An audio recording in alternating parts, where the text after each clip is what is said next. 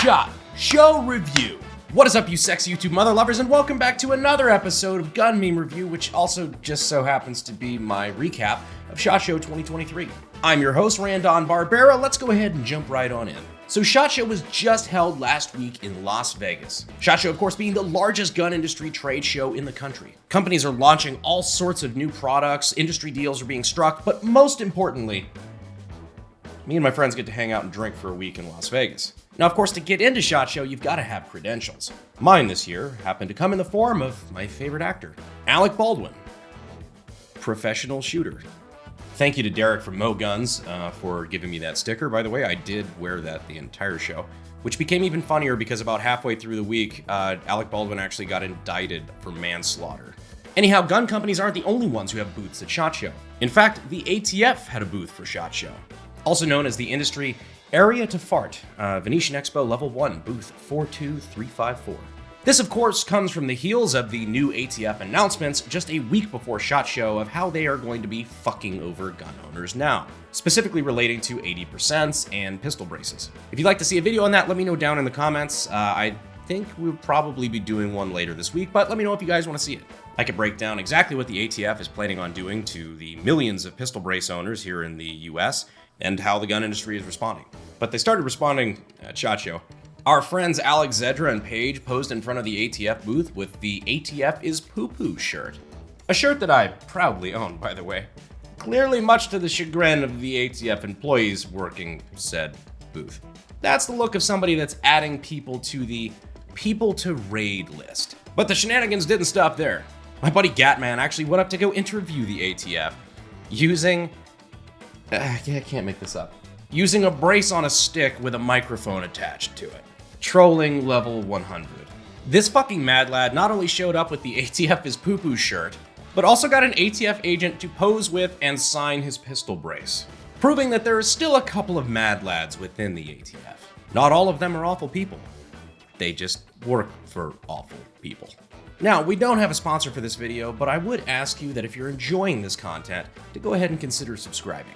It's free and it's an awesome way to support content like this. Also, if you're already subscribed, be sure to double check to make sure that YouTube hasn't accidentally unsubscribed you. It happens more than you'd think. Also, if you want to check out some of our sweet merch, you can do that down in the links in the description and in the pinned comment over at our merch store at Bunker Branding. Again, another awesome way to support the channel.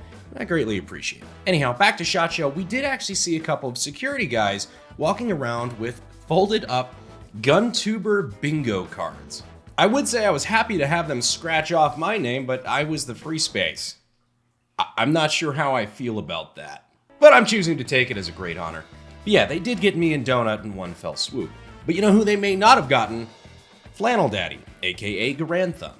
Because from what I was told, he kind of ate a bad meatball and then, yeah, my boy fell victim to some bad food poisoning. Just your friendly reminder, don't eat the clam chowder at the ATF booth. The chowder is a lie. My friend, after I sneak a 300 blackout into his 223 mag. I didn't think it was a big deal. Garand Thumb's digestive system after 2 rounds of week-old crab legs at the Circus buffet. I can smell this fucking picture and I really hate that. It's the Circus, so there's like a tinge of cigarette smoke. But you see, the night before, me and Mike were actually hanging out. Both Mikes, actually. Garand Thumb and Mike from Sons of Liberty, of course. But of course, after, assaulting my face for a photo op, I don't think he could actually handle my cooties. Especially after already spending a day or two in Vegas, that shit got weird. So that led to some alternative theories about what really happened. Mess with the Brandon, and he'll make sure you aren't standing. The biological warfare equivalent of fuck around and find out. But in all seriousness, I hate that Mike got sick, but I'm glad he made a pretty quick recovery. And apparently I'm not the only one that was making jokes. After running into Micah and Charlie and some of the guys over at Onward Research, they showed me this gem, detailing the chronicles of Mike and his spicy meatball.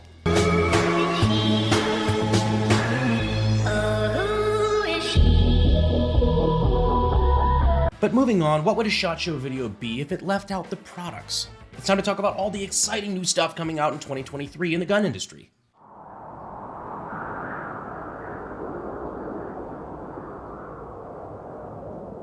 Okay, well, even if I didn't see anything all that interesting at SHOT Show this year, I'm sure the Chinese spies did. the Chinese media team when the Aimpoint guys don't let them in their booth at SHOT Show. Relax. I just want to take some pictures. If you're not familiar, it's kind of a running joke. There's always some very odd non-English speaking photographers running around SHOT Show taking pictures of all the neat corporate espionage stuff that makes it to Alibaba and Wish.com 6 months later. Very odd. But speaking of Chinese, ironically, one of the few things I actually thought was interesting this year at SHOT Show comes from Holosun, aka Harosan. They kind of broke the show a little bit, introducing their holographic sight with a thermal overlay. Now, I actually didn't see this because I didn't spend a whole lot of time on the show floor. I was a bit preoccupied, I guess. But in all seriousness, SHOT Show is huge and I legitimately didn't even see the Holosun booth. But as somebody who's been getting into night vision and thermals a lot more, this was actually really cool. POV, you're hunting skinwalkers on the SHOT Show floor.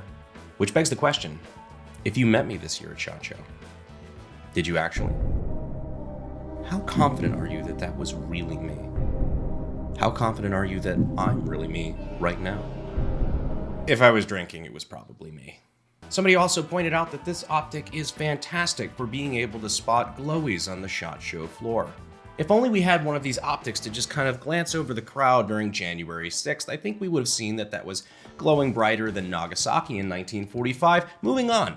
Anyhow, one of the things people are giving that Holosun optic credit for is even though it looks a little dorky with that high tower on top, it means that the sensor is not obstructed if you run something like a PEC unit or some other IR laser on the front of your gun. Meaning you can still use your laser and such with night vision without obscuring the thermal sensor and still being able to use that as well. However, something that's also been floating around that isn't super great. Apparently the maximum range of that thermal sensor is only 68 meters, which for thermal is not great, considering I know at least for me, whenever I've done night vision hunting, I usually use thermal to scan for what I'm not seeing in my nods. If you're looking for things like hogs or redacted, usually helpful to get thermal signatures a little farther out than 68 meters. Someone with Holosun thermal, the max effective range is 68 meters. Me, hiding in a bush, 69 meters away. 69 meters.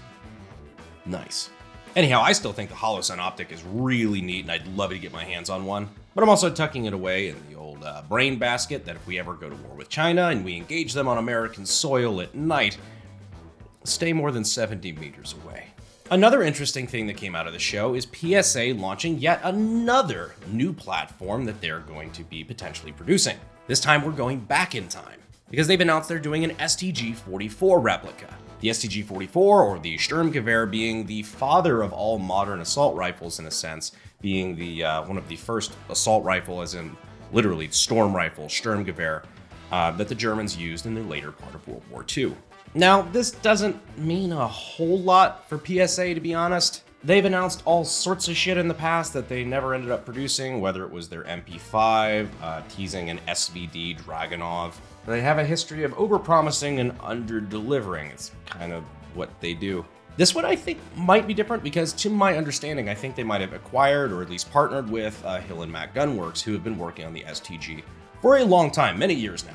In fact, I actually think I shot one of the Hill and Mac STG-44s back in like 2016 when I was very first getting into the gun industry. Yeah, I know, I looked like a fucking baby back then. I was still so full of youth and joy, not the jaded old man I am now.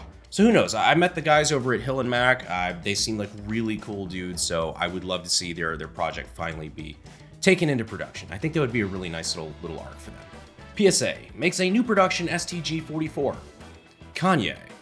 Yeah, the Reiki Kanye arc was kind of unexpected, and apparently now subsidized by PSA. So there you go. There's your bit of industry news. So what do you think? Do you think the PSA STG-44 is going to ever get off the ground, or is this going to be one of those MP5 things that they tease at a SHOT Show just to get a little buzz around the booth and then maybe never follow up on? From where I'm sitting, I think this one could go either way, but I'm curious to hear your thoughts. But for me, this is my 7th SHOT Show, and SHOT Show is just not about the products for me anymore.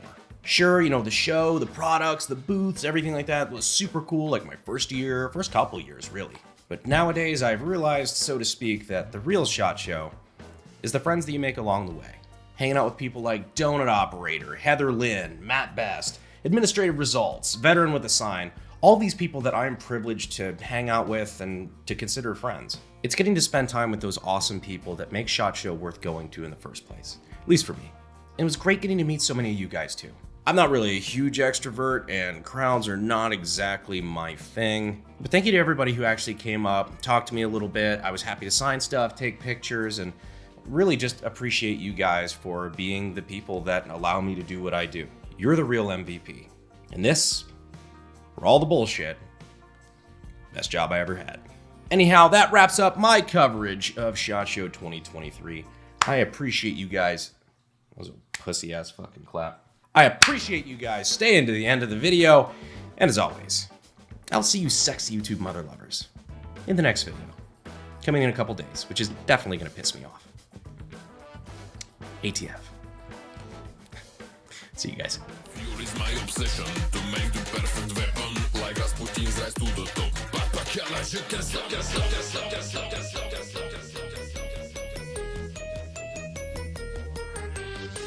Now, of course, what would a SHOT Show video be if it weren't for the products?